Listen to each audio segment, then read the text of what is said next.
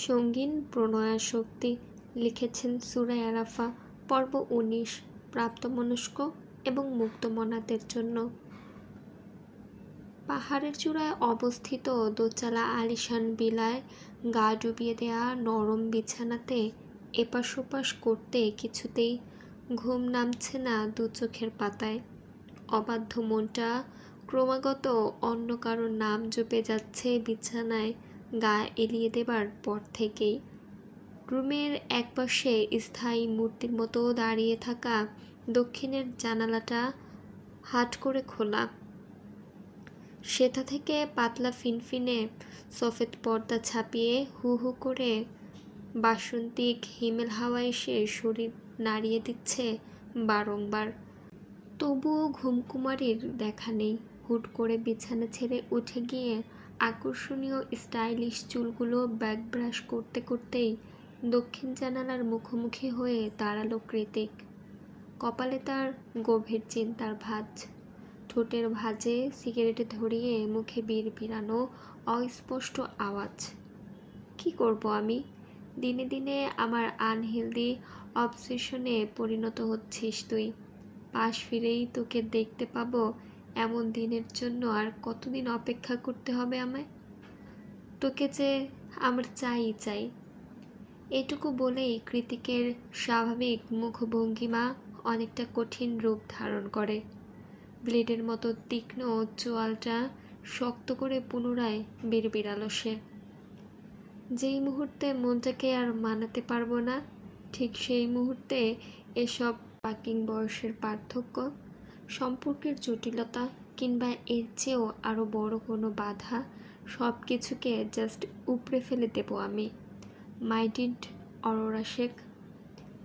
সেদিন আমার কাছে কেঁদে কেটেও লাভ হবে না। আমি এতটাও সদয় নই। নিজের জিনিস আমি চেয়ে নয় কেড়ে নেই। এক মনে হাজার কথা আউড়ে কাবার্ড থেকে শার্ট বের করে সেটাকে টি শার্টের উপর পরে। শার্টের হাতা দুটো ভাঁজ করতে করতেই রুম থেকে বেরিয়ে যায় কৃতিক। গভীর আমাবস্যা রাত।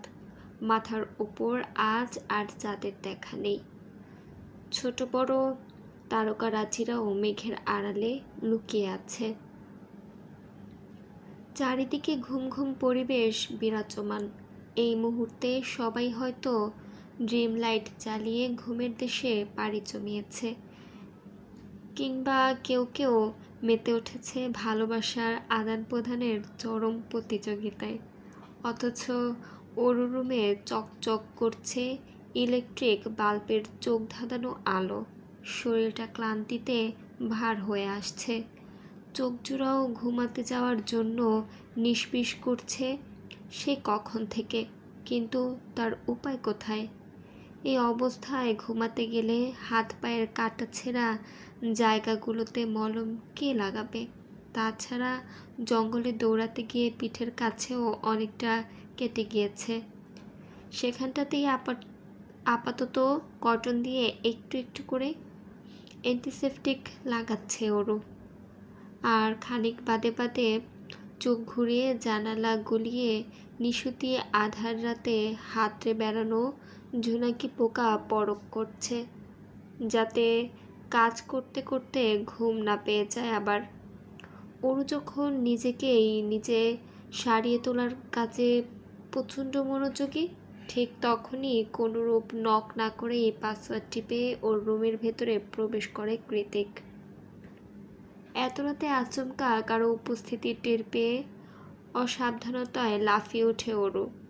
মাথা তুলে কৃতিককে দেখতে পেয়ে ব্যস্ত ভঙ্গিতে দ্রুত নিজের কাঁধ থেকে জামাটা তুলে ফেলে মিনমিনিয়ে বলে, মেয়ে মানুষের রুমে নক করে ঢুকতে হয়, সেটাও জানেন না? ম্যানারলেস লোক কোথাকার। তোর রুমে আবার আমাকে অনুমতি নিয়ে ঢুকতে হবে? পিচ্চি মেয়ে একটা। দেখি কোথায় লেগেছে। কথা বলতে বলতেই অরুর কাছে এগিয়ে যায় কৃতিক। হাত বাড়িয়ে দেয় অরুর ঘাড়ের কাছে। অরু দ্বিধাগ্রস্ত হয়ে নিজের জামাটা চেপে ধরে বলল, আপনার চেয়ে ছোট হতে পারি, তবে বয়সের দিক দিয়ে আমি অতটাও ছোট নই।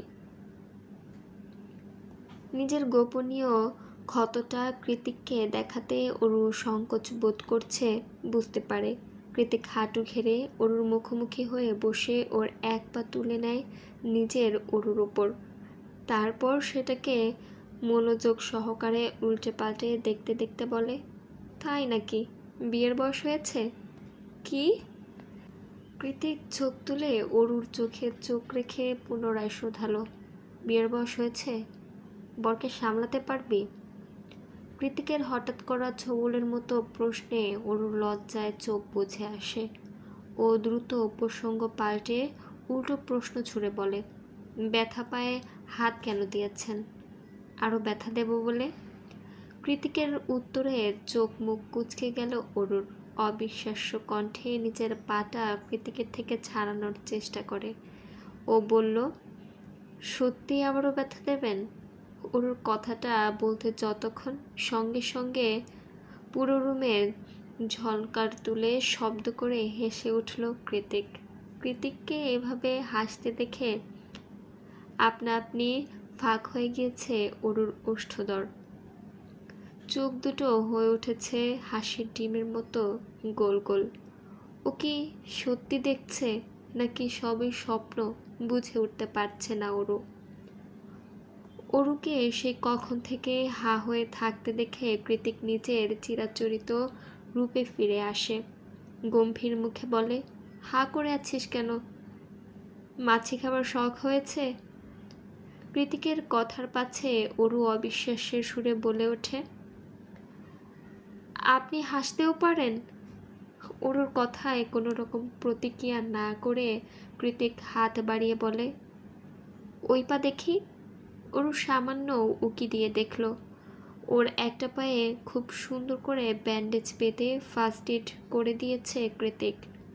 এরপর আরেকটা পাও নিজের অরুর উপর রেখে ঘুরিয়ে দেখতে দেখতে বলল, এই পায়ের নুপুর কোথায়? অরু ঠোঁট উল্টে অসহায় সুরে বলল, হারিয়ে ফেলেছি। এই নুপুরটা আমার খুব পছন্দের ছিল জানেন, তাই তো একটা হারিয়ে যাবার পরও আরেকটা খুলিনি। নুপুরের প্রসঙ্গ পাল্টে অন্য পায়ে ব্যান্ডেজ লাগাতে লাগাতে হঠাৎই করে কৃতিক শুধালো, আচ্ছা অরু, সেদিন ক্যাথলিন তোকে রেগে মেগে কি এমন বলেছিল? প্রথমে অরু একটু সময় নিয়ে ভাবে, তারপর মনে পড়ার মতো চট করেই মিনমিনিয়ে ঠোঁট টিপে হেসে ওঠে ও। কি ব্যাপার, হাসছিস কেন? অরু হাসতে হাসতেই জবাব দেয়, হাসবো না? এলিসা আপুর কাজিন তো আপনার জন্য এক কথায় ফিদা। রাগে গজগজ করতে আমাকে কত কথাই না শোনালো সেদিন। বলে কি না আমাকে যাতে আপনার ধারে কাছেও আর না দেখা যায়। আমি আসার পর থেকে নাকি আপনি বদলে গিয়েছেন। কথাটুকু বলে আবারও অট্টহাসিতে ফেটে পড়ে অরু। হাসতে হাসতে বলে, উনি তো আর জানে না আমি আপনার চিরাচরিত শত্রু। জানলে বোধ হয় এসব কথা জীবনেও বলতো না। আমার কি মনে হয় জানেন, এলিসা আপুর কাজিনের মাথায় নির্ঘাত সমস্যা আছে। কৃতিক নিজের হাতের কাজ থামিয়ে বলল, এমন কেন মনে হলো তোর? তো মনে হবে না আপনার সাথে আমাকে গুলিয়ে ফেলেছে আপুর কাজিন, আর মানুষ পেল না আমি আর আপনি সাপ আর বিচি? না না, দা আর কুমড়ো। কথা বলতে বলতে আরও কুটকুটিয়ে হেসে ওঠে অরু। এতক্ষণ ধরে বসে বসে অরুর কথার বহর শুনে গেলেও ওর শেষ কথাটা বোধহয় পছন্দ হয়নি কৃতিকের। অরুর হাসি মুখের দিকে এক নজর বীভৎস চাহনি নিক্ষেপ করে সঙ্গে সঙ্গে ওর ব্যান্ডেজ করা ক্ষত পাটা শক্ত করে চেপে ধরল কৃতিক। কৃতিকের হাতের বাঁধনটা এতটাই বেশি জোর ছিল যে হুট করেই ওর মনে হলো ওর কলিজা ধরে টান দিয়েছে কেউ। হঠাৎ করে এমন প্রচণ্ড ব্যথায় আঁতকে উঠে শব্দ করে চিৎকার দিয়ে উঠল অরু, আহ, কি করছেন? ব্যথা কেন দিচ্ছেন? কৃতিক ওর পাটা ধাক্কা মেরে সরিয়ে দিয়ে চোয়াল শক্ত করে বলে, আমি তোর নার্স কিংবা সার্ভেন্ট নই যে রাত জেগে বসে বসে তোর ক্ষততে মলম লাগাবো। ধাক্কা লেগে ক্ষত থেকে পুনরায় তাজা রক্ত বেরিয়ে এসে সাদা ব্যান্ডেজ রক্তাক্ত হয়ে ভিজে উঠেছে। ওর সেখানটায় হাত দিয়ে চেপে ধরে চোখ খিচে রেখেছে। বন্ধ চোখ জোড়া থেকে নিঃশব্দে গড়িয়ে পড়ছে অশ্রুসিক্ত নোনা জল। কৃতিক তাতে নজর না দিয়েই হন হন করে বেরিয়ে যায়। যাওয়ার আগে শেষবার মতো পেছন ঘুরে মনে মনে আওড়ায়, তোর ভুল ধারণা খুব শীঘ্রই ভেঙে যাবে ওরু। তুই আমার না হলে অন্য কারোর না। সন্ধ্যা হতে না হতেই স্প্রিটিকের লাল নীল বেগুনি আলোয় ঝলকানিতে চিকচিক করছে সুবিশাল ক্লাবের চারদিক। ভেতর থেকে ডিজে গানের থিম থিম আওয়াজ ভেসে আসছে রাস্তা পর্যন্ত। একে একে ভেতরে প্রবেশ করেছে ক্যাডিলাক, মার্সিডিজের মতো নামি দামি গাড়ির বহর। পৃথিবীতে হাতে গোনা নামি দামি যে কয়েকটা ক্যাসিনো ক্লাব রয়েছে, তার মধ্যে ব্যাংককের কিং ক্লাব একটি।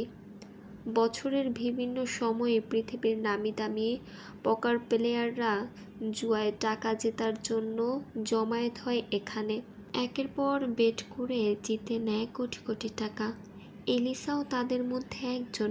সবার প্রিয় একটা 13 এই নামেই সবাই ওকে চেনে। সবার ভালো মতোই জানা যে ক্লাব ওকে নিতে পারবে তারই তরতর করে সবচেয়ে ধনী ক্যাসিনো ক্লাবে পরিণত হবে। কিন্তু এলিসা তো আর এসবে জড়াবে না। আজকেই এই পাপের দুনিয়াতে ওর শেষ দিন। শুধু একবার ভালোই ভালোই বাবাকে নিয়ে ফিরতে পারলেই হলো। স্ফটিকের আলোতে জ্বলজ্বল করতে থাকা কিং ক্লাবের নেম প্লেটের সামনে মুখোমুখি হয়ে দাঁড়িয়ে আছে ওরা চারজন।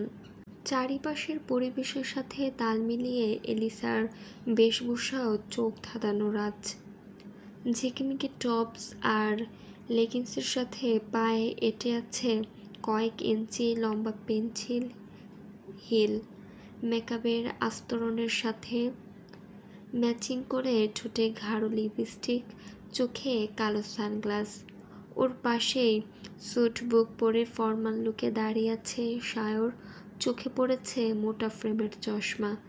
দেখতে তাকে পুরোপুরি অ্যাসিস্ট্যান্টের মতোই লাগছে।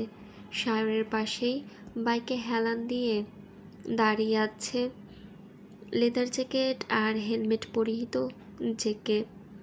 চারদিকে উকিঝুঁকি দিয়ে সবটা পরখ করে অর্ণব এগিয়ে এসে বলল, গাইস, সব ঠিকঠাক। এলিসা, তুই সায়রকে নিয়ে ফ্রন্ট গেট দিয়ে ভেতরে প্রবেশ কর।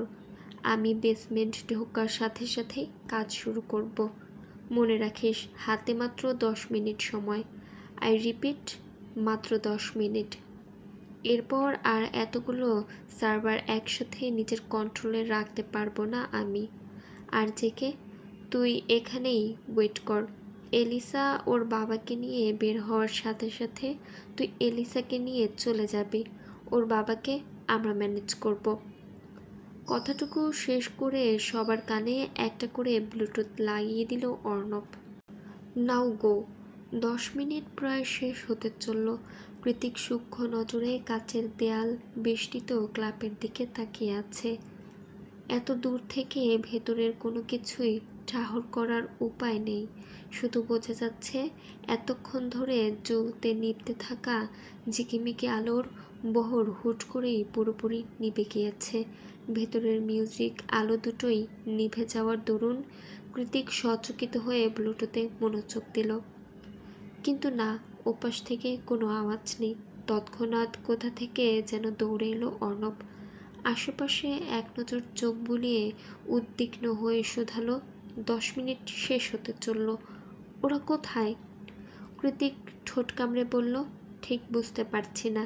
কোনো বড় বিপদ হওয়ার আগে আমাদের ভেতরে যাওয়া দরকার। সায়র যা ভিতর ডিম, ওর ভরসা নেই। কৃতিকের কথায় সায় জানিয়ে অর্ণব তৎক্ষণাৎ ক্লাবের দিকে হাঁটা দেয়। পেছন থেকে কৃতিক আবারও ডেকে ওঠে ওকে, কৃতিকের ডাকে সাড়া দিতে অর্ণব ঘাড় ঘুরিয়ে পেছনে চাইলে ওর দিকে একটা রিভলভার ছুড়ে দিয়ে কৃতিক বলল, ক্যাচ ইট। অর্ণব রিভলভারটা ক্যাচ করে হাতে নিয়ে উল্টে পাল্টে দেখে বিস্ময়ে হতবাক হয়ে কৃতিকের চোখের দিকে চাইল।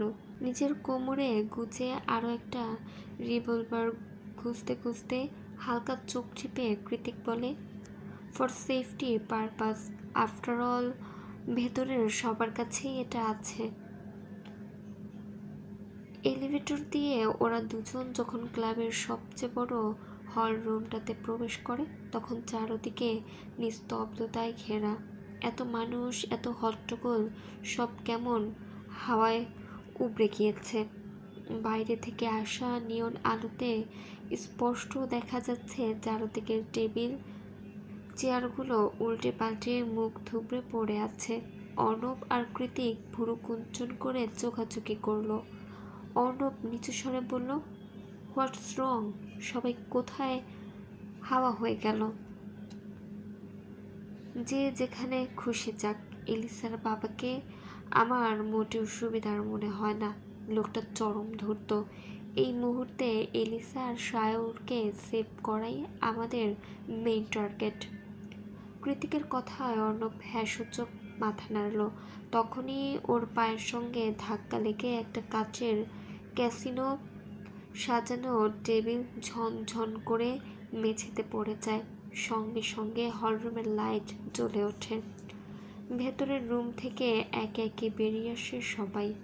সায়র আর এলিসার কপালে বন্দুক ঠেকিয়ে রেখেছে স্বয়ং এলিসার বাবা। ওদের দুজনকে দেখা মাত্রই খুনখুনিয়ে কেঁদে ওঠে সায়র। অর্ণব ওর দিকে তাকিয়ে বিরক্ত সুরে বলে, মেয়েদের মতো কাঁদছিস কেন হাদারাম? তোদের বাঁচাতেই তো এলাম। কৃতিক এগিয়ে গিয়ে এলিসার বাবার মুখোমুখি হয়ে দাঁড়িয়ে পড়ল। আবারও নিজের মেয়ের সাথেই নোংরা চাল চাললেন মিস্টার ক্রিপিটক। কৃতিকের কথায় লোকটা কপট হেসে বলল, এত কথা ভাল লাগছে না, চলো সহজ ডিলে আসি। তুমি তোমার বন্ধুকে নিয়ে চলে যাও আর আমার মেয়েকে আমার কাছে রেখে যাও। ওকে ছাড়া আমার ক্যাসিনো বিজনেসটা একেবারে নড়বড়ে হয়ে গেছে। লোকটার কথায় কৃতিক ঠোঁট কামড়ে একটু তাচ্ছিল্য করে হাসল। তারপর ঘাড় কাত করে বলল, গেলে আমরা 4 জনে যাব। প্রয়োজন পড়লে আপনাকে উপরে পাঠিয়ে যাব, কারণ আপনার মতো মানুষের প্যারেন্টস হওয়ার কোনো যোগ্যতাই নেই। কথাটা শেষ করার সঙ্গে সঙ্গে কেউ কিছু বুঝে ওঠার আগেই এলিসাকে টান দিয়ে ওর মাথায় রিভলভার ঠেকালো কৃতিক। কৃতিকের কাণ্ডে এবার অর্ণবও কিছুটা ভরকে গিয়ে বলল, জেকে কি করছিস? অর্ণবের কথায় কান না দিয়ে কৃতিক এলিসার বাবাকে বলল, আপনি ওকে মারতে পারবেন না ক্রিপিটক, কারণ এলিসা আপনার সোনার ডিম পাড়া হাঁস, বাট আমি পারবো, কারণ ও আমার 2 পয়সারও কাজে আসে না। ইভেন নিজেকে বাঁচানোর জন্য শুধু এলিসা কেন, ওদের সবাইকে মারতেও আমার 1 মিনিটও টাইম লাগবে না। জাস্ট পয়েন্ট আর তারপর শুট। এলিসার বাবা হেসে বলল, ভয় দেখাচ্ছ? কৃতিক তৎক্ষণাৎ সায়রের পা বরাবর একটা গুলি করে দেয়। গুলির আওয়াজে গগন কাঁপিয়ে চিৎকার করে ওঠে সায়র। এলিসা, অর্ণব ওরাও ভয়ার্ত চোখে তাকিয়ে আছে কৃতিকের দিকে। নিজের বন্ধুকে এভাবে উইদাউট ওয়ার্নিং গুলি করতে এলিসার বাবাও খানিকটা ভড়কে গিয়েছে। মনে মনে ভাবছে, এ ছেলে যে যখন তখন এলিসাকে গুলি করে দেবে না তার কোনো গ্যারান্টি নেই। চারদিকে গুমট পরিবেশ বিরাজমান। কৃতিক এলিসাকে নিয়েই 1 পা 2 পা করে মেন গেটের কাছে চলে এসেছে।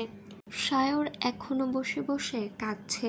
কৃতিক অর্ণবকে চোখ দিয়ে ইশারা করতেই অর্ণবও ধীরে ধীরে দরজার কাছে চলে যায়। ওদিকে এলিসার মাথায় গান পয়েন্ট করে রাখায় এলিসার বাবা নড়তেও পারছে না, চড়তেও পারছে না। অর্ণব কাছে এগিয়ে আসতেই কৃতিক স্পষ্ট বাংলায় বলে, দরজার গুপ্ত মন্ত্র বদলে ফেল অর্ণব। কৃতিকের কথার আগামাথা বুঝতে না পেলে অর্ণব ভুরো কুঁচকে বলল, কি বদলে ফেলবো? গুপ্ত মন্ত্র। গুপ্ত মন্ত্র? দরজার গুপ্ত মন্ত্র। অর্ণব বিরক্ত হয়ে বলল, আরে ভাই, গুপ্ত মন্ত্রটা আবার কি? কৃতিক দাঁত কিটমিটিয়ে বলল, ইংলিশে যদি বলি দরজার পাসওয়ার্ড চেঞ্জ কর, তাহলে তো ওরা বুঝে যাবে ছাগল। কৃতিকের কথায় অর্ণব দ্রুত পাসওয়ার্ড বদলানোর কাজে লিখে পড়ে। ওদিকে অর্ণবকে বোঝাতে গিয়ে এলিসার বাবা সহ সকলেই কৃতিকের পালানোর উদ্দেশ্য ধরে ফেলেছে। তাই তারাও ধীর পায়ে ওদের ধরার জন্য এগিয়ে আসছে। সায়র এখনও পা ধরে বসে কাঁদছে। ডান। অর্ণব শব্দটা উচ্চারণ করতেই দ্রুত দরজা খুলে বাইরে বেরিয়ে যায় ওরা তিনজন। যাওয়ার আগে দরজা ঠেলে সায়রের উদ্দেশ্যে কৃতিক চেঁচিয়ে বলল, দ্রুত আয় গাধা, তোর পায়ে কিছু হয়নি, তাকিয়ে দেখ গুলিটা প্যান্টে লেগেছে। কৃতিকের কথা কানে পৌঁছাতেই সচকিত হয়ে তৎক্ষণাৎ তড়িৎ বেগে দৌড়ে দরজার বাইরে চলে এলো সায়র এবং আর এক সেকেন্ডও অপেক্ষা না করে দরজাটা সশব্দে লাগিয়ে দিল কৃতিক। যেহেতু অর্ণব পাসওয়ার্ড বদলে দিয়েছে, তাই এলিসার বাবা সহ ক্লাবের সবাই কক্ষের মধ্যে আটকা পড়ে গিয়েছে। বাইরে এসে এলিসাকে ধাক্কা মেরে অর্ণবের বুকে ঠেলে দিয়ে সায়রের হাত টেনে ওকে নিয়ে দৌড়াতে লাগলো কৃতিক। হঠাৎ এলিসাকে এত কাছে আবিষ্কার করে ওর গালে টুপটুপ করে কয়েকটা চুমু খেয়ে নিল অর্ণব। এলিসা বিরক্ত হয়ে কটমটিয়ে কিছু বলবে তার ফুরসত না দিয়েই ওর হাত ধরে অর্ণবও দৌড়াতে লাগলো স্বগতিতে। পেছনে একবার চোখ ঘুরিয়ে পর্যবেক্ষণ করে দৌড়াতে দৌড়াতেই কৃতিক বলল, তাড়াতাড়ি চল, ওরু বিলাতে একা আছে। সায়র ছোটার গতি কমিয়ে দিয়ে বলল, তাড়াতাড়ি যাবার কি আছে ভাই, অর্ণব তো পাসওয়ার্ড চেঞ্জ করে দিয়ে এলো। কৃতিক অর্ণবের দিকে তাকিয়ে শুধালো, অর্ণব কঠিন পাসওয়ার্ড দিয়েছিস তো? দৌড়াতে দৌড়াতেই অর্ণব মিনমিনিয়ে জবাব দিল, তাড়াহুড়োয় মাথায় কিছু আসছিল না, তাই এলিসার নাম দিয়ে এসেছি। অর্ণবের কথায় ওরা সবাই আহম্মক বনে গেল। কৃতিক দাঁত কিরমির করে বলল, ইডিয়ট, আগে বলবি না, জলদি দৌড়া। ক্লাবের নিচেই বাইক রাখা ছিল। একটা বাইকে কৃতিক আর সায়র উঠে পড়ে, অন্যটাতে এলিসা আর অর্ণব। অর্ণব রাইড করতে পারে না, তাই এলিসা ওদের বাইকটা রাইড করছে। রাইড করে কিছু দূর যেতেই পুলিশে কল দিয়ে সায়র নিজের নাম পরিচয় গোপন করে ক্যাসিনো ক্লাবের ঠিকানা দিয়ে দিয়েছে। ওরা এখন পুরোপুরি আশঙ্কা মুক্ত। ব্যাপারটা বুঝে আসতেই বাইকে বসেই গুনগুনিয়ে গান ধরেছে সায়র। কৃতিক রাইড করতে করতেই বলল, কিরে, এমন একটা সময় তোর গানও মনে পড়েছে? একটু আগেই তো ভ্যা ভ্যা করে মৃতের মতো কেঁদে ফেলেছিলি। তা কাঁদবো না? তুই কিভাবে পারলি আমাকে পয়েন্ট করে গুলি ছুটতে? তোর গায়ে তো আর লাগেনি। আমার নিশানার ওপর আমার কনফিডেন্স আছে।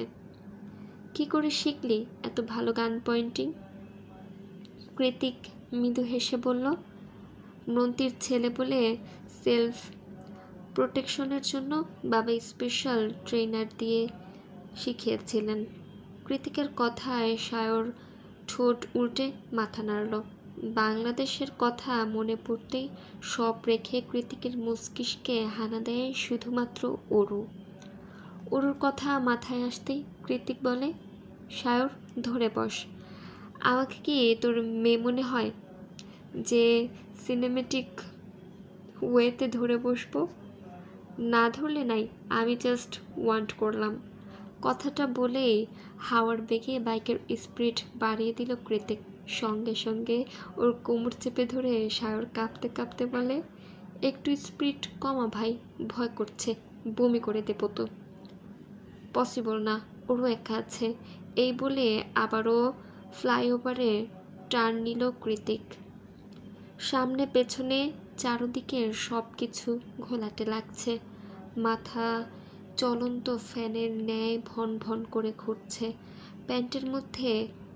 পেটের মধ্যে নাড়ি বুড়ি দলা পাকিয়ে গলার কাছে চলে এসেছে। হাত পা থরথরিয়ে কাঁপছে। বাইক থেকে নেমে হেলে দুলে কেবলই নিচের রুমে এসেছে সায়র। তবুও এখনও হৃৎপিণ্ডটা কেমন ধুকপুক করছে ওর। হাই স্পিডে বাইক রাইড দিয়ে ওকে এক প্রকার রোগী বানিয়ে ছেড়ে দিয়েছে কৃতিক। রুমে এসে মনে মনে কৃতিকের 14 গোষ্ঠী উদ্ধার করেছে সায়র। হাত পা ছড়িয়ে বিছানায় গা এলিয়ে দিয়ে জোরে জোরে শ্বাস নিতে নিতে কটমট করে সায়র বলল, কোন অলক্ষণে ওর মতো মানুষ আমার বন্ধু হয়েছিল কে জানে। কখনো ঠাস করে গুলি মেরে দিচ্ছে, তো কখনো বাইকে চড়িয়ে কলিজা হাতে ধরিয়ে দিচ্ছে। সাইকো একটা। সায়র কথাটা শেষ করতে পারল না। তৎক্ষণাৎ ধাপ ধাপ করে দরজা ঠেলে রুমে ঢুকে ওর কলার চেপে ধরে কৃতিক দাঁতের দাঁত পিষে বলল, আমার ওরও কই। আচমকা আক্রমণে লাফিয়ে উঠে বসল। সায়র কাঁদো কাঁদো কণ্ঠে বলল, তোর সমস্যা কি চেকে? ওরু হারিয়ে গেলে তুই সব সময় আমাকে তেড়ে আসিস কেন ভাই? আমি কি তোর ওরুকে পকেটে লুকিয়ে রাখি? তারপর নিজের পকেটে কৃতিকের চোখ সামনে ধরে বলল, দেখ, এই দেখ, কোথাও তোর ওরু নেই। সায়র ফাজলামো গায়ে না মেখে কৃতিক পুনরায় শোধালো, দেখেছিস কিনা সেটা বল। কৃতিকের অগ্নিমূর্তি লক্ষ্য করে শুকনো ঢোক গিলে এদিক ওদিক মাথা নাড়ল সায়র। কৃতিক সায়রকে ছেড়ে এলিসা আর অর্ণবের দরজায় গিয়ে সশব্দে কড়া নাড়ল। ওরাও মাত্রই রুমে প্রবেশ করেছিল। কৃতিকের ডাকে দ্রুত বেরিয়ে এসে এলিসা শুধালো, কি হয়েছে জেকে? এলিসার মুখটা মলিন। নিজের বাবার বিপদের কথা চিন্তা করতে গিয়ে দ্বিতীয়বার ঠুকেছে মেয়েটা। বাবার হাতেই মরতে মরতে কোনো মনে বেঁচে ফিরেছে আজ। তাই নিজের রাগ ঢেকে ভেতরে পুরো শান্ত স্বরে কৃতিক বলল, ওরকে দেখেছিস এলিসা? এলিসা ভুরু কুঞ্চিত করে বলল, কেন, রুমে নেই? এত রাতে কোথায় যাবে? কোথাও নেই দেখেই তো তোদের জিজ্ঞাসা করছে। ততক্ষণে অর্ণব নিজের রুম থেকে বেরিয়ে এসেছে। সবটা শুনে ও বলল, চল রিসিপশনে একবার জিজ্ঞেস করে দেখি, কোথাও বেরোলে তো ওখান থেকেই বেরিয়েছে।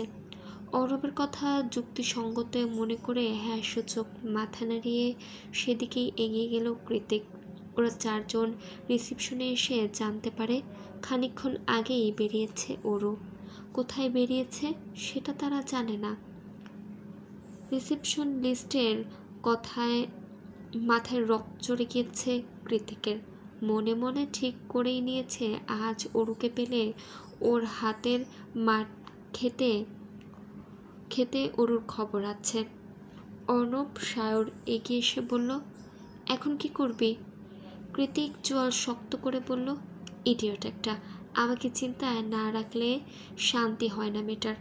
আজ খুঁজে পেলে খবর আছে ওর। নিজের অর্ধেক বয়সী স্টেপ সিস্টারের জন্য কৃতিকের এমন বেসামাল উদ্বিগ্নতা দেখে আবার নতুন করে প্রশ্ন জাগে ওদের তিনজনের মাঝে। কেন এত উন্মাদনা? কিসেরই বা এত আসক্তি? প্রায় ঘণ্টাখানেক সি বিচে মাথা হাতড়ে বেরিয়েছে কৃতিক। সেই সাথে সায়র অর্ণব ওরুকে খুঁজেছে হন্য হয়ে। রাত তখন প্রায় 10টা ছুঁই ছুঁই। চারদিকের ঘুটঘুটে আধার ছাপিয়ে সাগরের তীর আলোকিত হয়ে জ্বলছে সোডিয়ামের নিয়ন আলোয়। নিস্তব্ধতায় ঘেরা সমুদ্র তীরে ঢেউয়ের গর্জন ভেসে আসছে বারে বারে। রাত গভীর হয়ে যাওয়ায় একে একে মানুষ ফিরে গিয়েছে স্বগন্তব্যে। কৃতিকের বেজায় অস্থির লাগছে চোখ দুটো। বারবার এদিক ওদিক ঘুরে বেড়াচ্ছে। এভাবে ঘুরপাক করতে গিয়েই ওর চোখ আটকে যায় অদূর থেকে হেঁটে আসা লম্বা চুলের মেয়েটার দিকে। কৃতিক চোখ বন্ধ করে বলে দিতে পারে ওই মেয়েটাই ওরও। তাই ও আর স্থির না থেকে হনহনিয়ে হাঁটা ধরল ওরুর পানে। অনেকটা দূরত্ব গুছে গিয়ে কৃতিক যখন পুরোপুরি ওরুর মুখোমুখি, ঠিক তখনই কৃতিককে দেখতে পেয়ে ভূত দেখার মতো চমকে উঠল ওরও। অন্তরাত্মা কেঁপে উঠল অজানা আতঙ্কে। মনে মনে ভাবল, আজ আমি শেষ। রিপ অরোরা শেখ। ওরুর পেছনে আরও দুইটা থাই মেয়ে ছিল, হাতে তাদের ঘুড়ি আর লাইট। কৃতিক তাদেরকে এক নজর পরখ করে ওরুর কাছে এসে ওকে সজোরে চোর মারতে উদ্যত হয়েও থমকে যায়। উল্টে দু হাত দিয়ে টান মেরে আচমকা টেনে নেয় নিজ বুকের মধ্যেখানে। এখনই গালের চর হামলে পড়বে, সেই ভয়ে চোখ মুখ খিচেই রয়েছিল ওরু। কিন্তু কিছু সময় যেতেই শরীরের শিহরণ জাগানো সেই স্যান্ডেলউড পারফিউমের ঘ্রাণটা নাকের খুব কাছে অনুভব হতেই পিটপিট করে চোখ খুলল ও। আবারও একই ঘোর লাগানো অনুভূতি। কৃতিকের শরীরে শুকিয়ে যাওয়া ঘাম, পারফিউম, গোধূলির বালি মিশ্রিত এই মাতাল মাতাল পুরুষালী সুগন্ধটা কিছুতেই সহ্য করতে পারছে না ওরও। হাত পা কেমন অসাড় হয়ে আছে। কান গাল সব কিছু ছুঁয়ে আজ অজানা উষ্ণতা। বারবার বেসামাল হয়ে ওঠে ভেতরের সুপ্ত নারীসত্তাটা। অথচ কৃতিক ওকে নিজের বুকের মাঝে এমনভাবে শক্ত করে চেপে ধরে রেখেছে যে কৃতিকের শরীরের নেশা ধরানো সুঘ্রাণটা ক্রমাগত ওরুর হৃদয় গিয়ে ঠেকছে। খানিকক্ষণের নীরবতা ভেঙে কৃতিক উদ্বিগ্ন সুরে শুধালো, ওরু, তোর বয়স কত? কোথায় গিয়েছিলে? কেন গিয়েছিলি? কিভাবে গিয়েছিলে?